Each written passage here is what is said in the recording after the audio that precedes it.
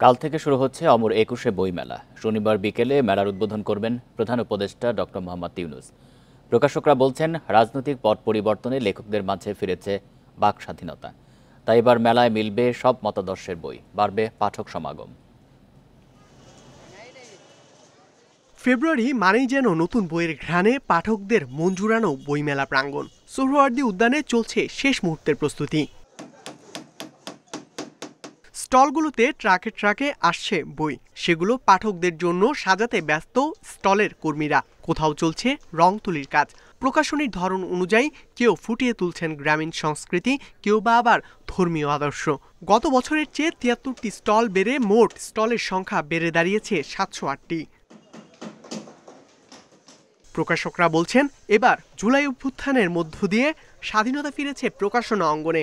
মুক্তভাবে লিখতে পেরেছেন লেখকরাও। আসছে সকল মতাদর্শের বই, তাই পাঠক সমাগম হবে অন্যবারের চেয়ে বেশি। আমরা আশা করি যে এবারের মেলা বিগত ১৫ বছর যে স্বৈর শাসকের যে মেলাটা ছিল তার চেয়ে একটা ডিলাইটফুল একটা সুন্দর মেলা হবে।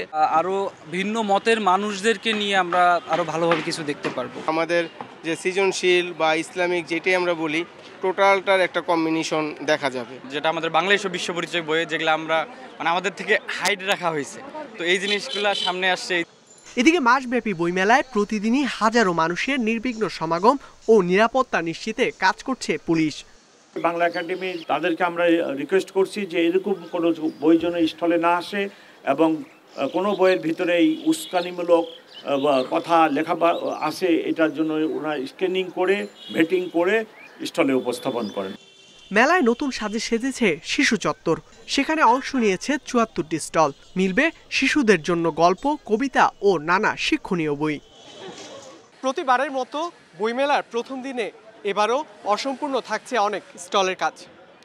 তবে জুলাই অভ্যুত্থান পরবর্তী প্রথম এই বইমেলা পাঠকদের নতুন কিছু উপহার দিবে, এমনটাই প্রত্যাশা সবার।